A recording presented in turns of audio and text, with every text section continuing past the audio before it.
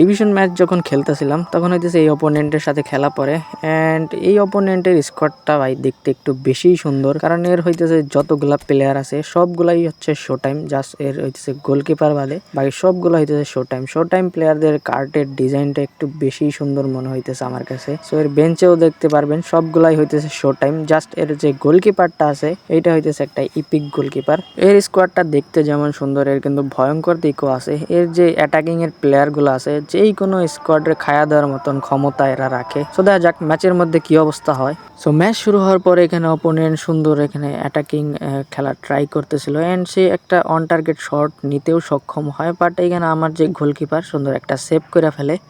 And এখানে corner থেকে opponent যখন হইতেছে কর্নারটা নেয়, আমার ফোন অনেক বেশি ল্যাগ করতেছিল। আসলে এটা নেটের কোনো ইস্যু না, এটা হইতেছে আমার ফোনেরই একটা সমস্যা।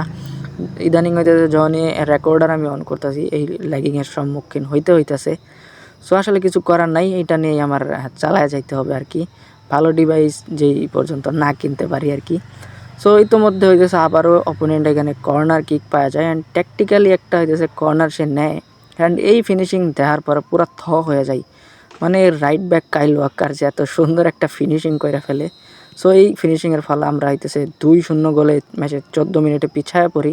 সো এরপরে আমরা কিক অফ করে এখানে রাইট সাইড দিয়ে আক্রমণে যাচ্ছিলাম অ্যান্ড এইখানে হইতেছে অপোনেন্ট একটা মিস ট্যাকেল করে ফেলে, যার ফলে হইতেছে আমরা পেনাল্টি পেয়ে যাই। সো পেনাল্টি কিক থেকে এখানে আমরা গোল স্কোর করে ব্যবধান 1 কমাইতে পারি। সো এই গোল স্কোর করার পরে ম্যাচের হইতেছে 42 মিনিট 43 মিনিটের দিকে সুন্দর একটা কাউন্টার অ্যাটাকের সুযোগ পাইলেও প্রথমবারে হইতেছে অপোনেন্ট এখানে কাউন্টার অ্যাটাকটা রুখে দেয়, বাট সেকেন্ড টাইম এখানে আর সে হইতেছে কিছুই করতে পারে না। এখানে আমার মাইকেল ওয়েন দারুণ একটা পজিশনে ছিল অ্যান্ড এখানে সে গোলও স্কোর করে ফেলে। সো ফার্স্ট হাফেই হইতেছে আমরা 2-2 গোলের সমতায় আশা করি। সো সেকেন্ড হাফ এখানে শুরু হওয়ার পরে মোটামুটি আক্রমণ তো ভালোই করতেছিলাম, বাট এইখানে এর গোলকিপার ভাই পিটার চেক সেই লেভেলের কিছু সেভ দিচ্ছিল। সো এরপরে আমার আসলে ব্যাড লাগে, এই গোলটা হয় না, এটা হচ্ছে সাইড বারে লাগার কারণে গোলটা মিস হয়ে যায়। অ্যান্ড এইখানে ভাই মিড থেকে কবি মাইনুর এত অসাধারণ লেভেলের একটা পাস, এখানে আসলে ডমিনিক সাবোসলাই এই গোলটা মিস করে ফেলে। সো অপোনেন্টের আসলে ব্যাড লাকি বলা চলে। সো যাই হোক এখানে হইতেছে আমরা আমাদের যে সুপার সাবগুলো আছে এদেরকে মাঠে নামাই দেই অ্যান্ড এখানে যে কোনোভাবেই হোক আমরা একটা কর্নার আদায় করে নিই। সো এই কর্নার থেকে যদিও কোনো আক্রমণ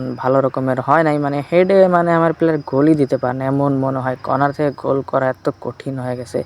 সো যাই হোক এখানে ফিরতি বলে নেইমারের সুন্দর একটা ক্রস অ্যান্ড এখানে সুপার সাব হাজির দিয়েও সে একটা গোল স্কোর করে ফেলে। সো এখানে হইতেছে আমরা 3-2 গোলে হচ্ছে এই ম্যাচে আগায় যায় আর কি। সো এখানে এই সেলিব্রেশন লাস্ট মুহূর্তে দেখতে আসলে অনেক বেশি ভালো লাগে। সচরাচর সেলিব্রেশন তো দেখি না, বাট লাস্ট মুহূর্তে গোল করলে আসলে সেলিব্রেশন দেখতে অনেক বেশি ভালো লাগে।